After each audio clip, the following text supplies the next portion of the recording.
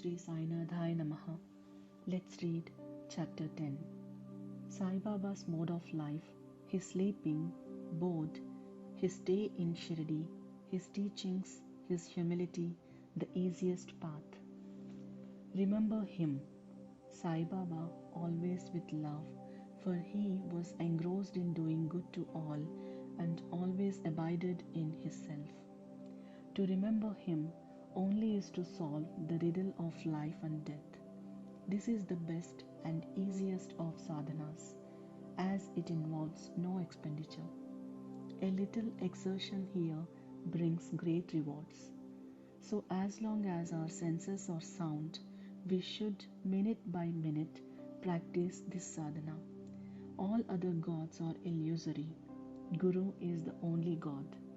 If we believe in Sadguru's holy feet, he can change our fortune for the better. If we serve him nicely, we get rid of our sansar.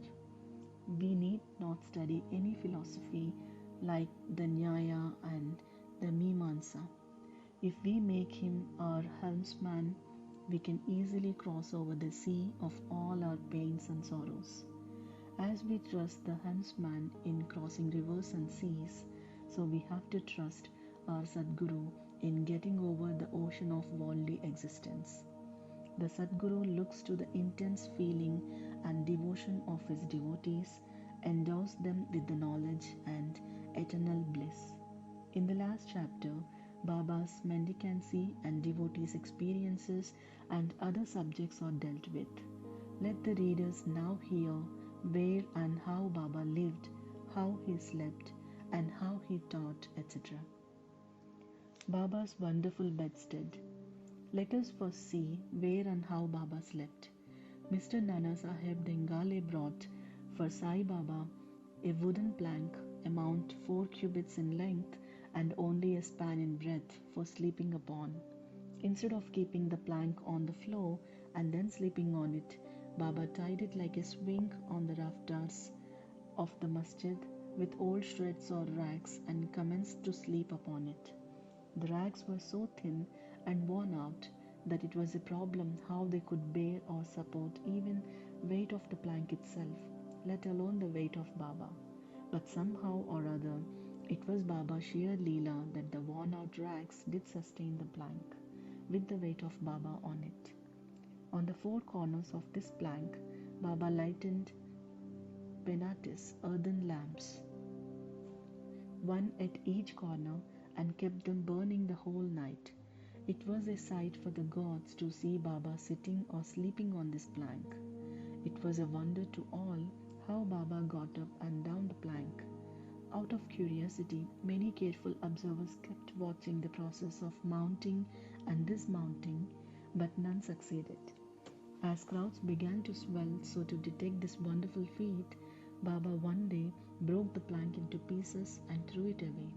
Baba had all the 8 siddhis, powers at his command. He never practiced nor craved for them. They came to him naturally as a result of his perfection. Sagun manifestation of Brahman. Though Sai Baba looked like a man, 3 cubits and a half in length, still he dwelt in the hearts of all. Inwardly he was unattached and indifferent, but outwardly he longed for public welfare. Inwardly most disinterested, he looked outwardly full of desires for the sake of his devotees. Inwardly an abode of peace, he looked outwardly restless. Inwardly he had the state of Brahman, outwardly he acted like a devil. Inwardly he loved Advaita, union or monism. Outwardly he got entangled with the world. Sometimes he looked like on all with affection, and at times he threw stones at them. Sometimes he scolded them, while at times he embraced them and was calm, composed, tolerant, and well balanced. He always abided and was engrossed in the self and was well disposed towards his bhaktas. He always sat on the one asan and never travelled. His pan was a small stick, which he always carried in his hand.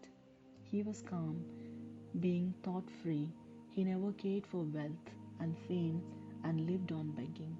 Such a life he led. He always uttered, Allah Malik, God the real owner. Entire and unbroken was his love for the Bhaktas. He was the mine or storehouse for self-knowledge and full of divine bliss. Such was the divine form of Sai Baba, boundless, endless, and undifferentiated. Our principle which envelops the whole universe from a stone pillar to Brahma incarnated in Sai Baba. The really meritorious and fortunate people got this treasure trove in their hands, while those people who, not knowing the real worth of Sai Baba, took or take him to be a man, a mere human being, were and are indeed miserable. His stay in Shirdi and probable birth date. None knew or knows the parents and exact birth date of Sai Baba, but it can be approximately determined by his stay in Shirdi. Baba first came to Shirdi when he was a young lad of 16 and stayed there for 3 years. Then all of a sudden he disappeared for some time. After some time he reappeared in the Nizam estate near Aurangabad and again came to Shirdi with the marriage party of Chand Patil when he was 20 years old. Since then he stayed in Shirdi continuously for a period of 60 years, after which Baba took his Mahasamadhi in the year 1918. From this we can say that the year of Baba's birth is approximately 1838 AD. Baba's mission and advice. Saint Ramadas 1608 to 1681 flourished in the 17th century and fulfilled to a great extent his mission of protecting cows and Brahmins against the Yuvanas, Mohammedans.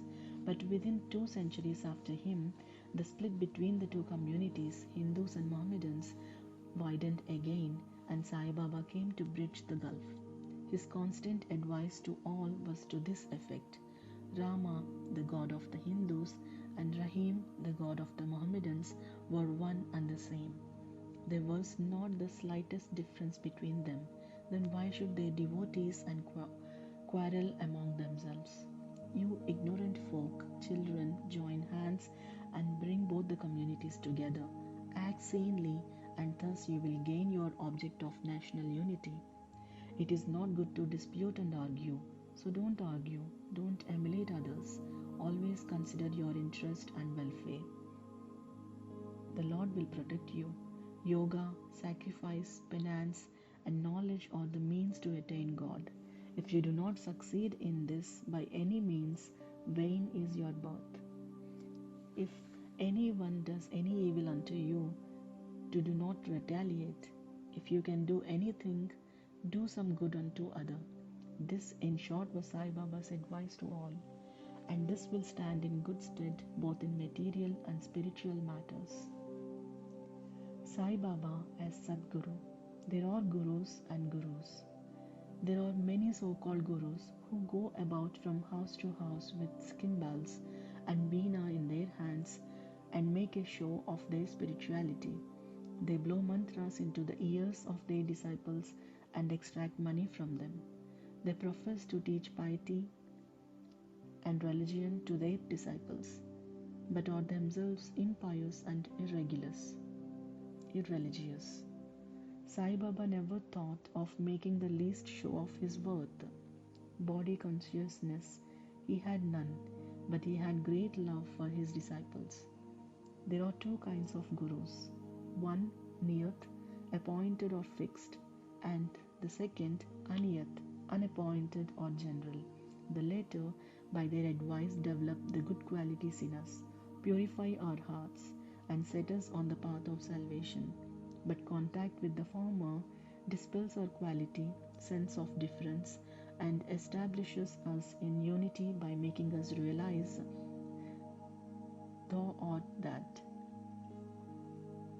There are various gurus imparting to us various kinds of worldly knowledge, but he who fixes us in our nature and carries us beyond the ocean of worldly existence is the Sadguru.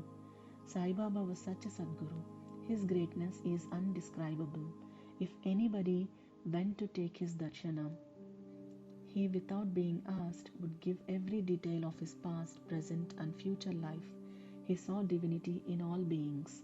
Friends and foes were alike to him, disinterested and equal balanced. He obliged the evil doers. He was the same in prosperity and adversity. No doubt ever touched him. Though he possessed the human body, he was not in the least attached to his body or house. Though he looked embodied, he was really disembodied, that is, free in this every life. Blessed are the people of Shirdi who worship Sai as their God. While eating, drinking, working in their backyards and fields, and doing various household works, they always remembered Sai and sang his glory. They knew no other God except Sai. What to speak of the love, the sweetness of the love of the women of Shirdi? They were quite ignorant, but their pure love inspired them to compose poems or songs in their simple rural language. Letters or learning they had none, still one can discern real poetry in their simple songs. It is not intelligence but love that inspires real poetry as such. Real poetry is the manifestation of true love, and this can be seen and appreciated by intelligent listeners. Collection of these folk songs is desirable and Baba willing. Some fortunate devotee may undertake the task of collecting and publishing these folk songs either in the Sai Leela magazine or separately in a book form. Baba's humility. Lord or Bhagwan is said to have 6 qualities as fame, wealth, non-attachment, knowledge, grandeur, and generosity. Baba had all these in him. He incarnated in flesh for the sake of the Bhaktas. Wonderful was his great grace and kindness. He drew the devotees to him, or how else one could have known him. For the sake of his Bhaktas, Baba spoke such words as the goddess of speech dared not utter. Here is a specimen. Baba spoke very humbly as follows: Slave of slaves, I am your debtor. I am satisfied at your darshan. It is a great favor that I saw your feet. I am an insect in your excreta. I consider myself blessed thereby. What humility is this? If anybody would think that by publishing this, any disrespect is shown to Sai, we beg his pardon, and to atone for this, we sing and repeat Baba's name. Though Baba seemed outwardly to enjoy sense objects, he had not the least flavor in them, nor even the consciousness of enjoying them. Though he ate, he had no taste, and though he saw, he never felt any interest in that he saw. Regarding passion, he was as perfect a celibate as Hanuman. He was not attached to anything. He was pure consciousness, the resting place of desire, anger, and other feelings. In short, he was disinterested, free, and perfect. A striking instance may be cited in illustration of this statement. Nanavalli. There was in Shirdi a very quaint and queer fellow by name Nanavalli. He looked to Baba's work and affairs. He once approached Baba, who was seated on his gadi seat, and asked him to get up as he wanted to occupy the same. Baba at once got up and left the seat which he occupied. After sitting there a while, Nanavalli got up and asked Baba to take his seat. Then Baba sat on the seat and Nanavalli fell at his feet and then went away.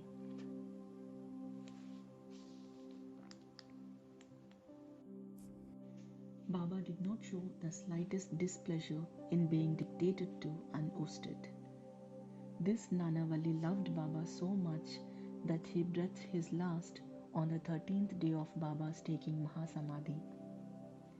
The easiest path, hearing the stories of the saints and being in their company. Though Sai Baba acted outwardly like an ordinary man, his actions showed extraordinary intelligence and skill. Whatever he did was done for the good of his devotees. He never prescribed any asana, regulation of breathing, or any rites to his bhaktas, nor did he blow any mantra into their ears.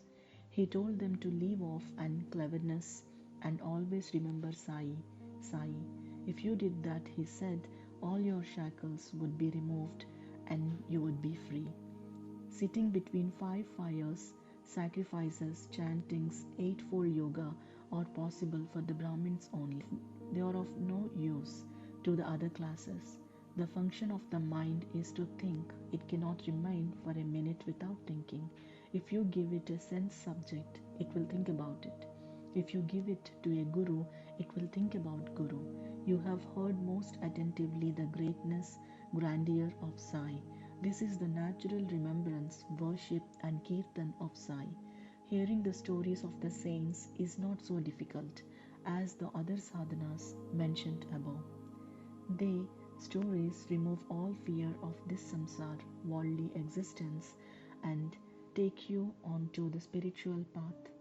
So listen to these stories, meditate on them, and assimilate them. If this is done, not only the Brahmins, but women and lower classes will get pure and holy. You may do or attend to your worldly duties, but give your mind to Sai and his stories, and then he is sure to bless you. This is the easiest path, but why do not all take to it? The reason is that without God's grace, we do not get the desire to listen to the stories of saints. With God's grace, everything is smooth and easy. Hearing the stories of the saints is, in a way, keeping their company. The importance of the company of saints is very great. It removes our body consciousness and egoism, destroys completely the chain of our birth and death, cuts asunder all the knots of the heart, and takes us to God, who is pure consciousness. It certainly increases our non-attachment to sense objects and makes us quite in. We conclude this chapter with meditation on Sai's form. He, the beautiful and handsome Sai, standing on the edge of the masjid and distributing udi to each and every bhakta with a view to his welfare. He who thinks the world as naught and who is ever engrossed in supreme bliss, before him we humbly prostrate ourselves.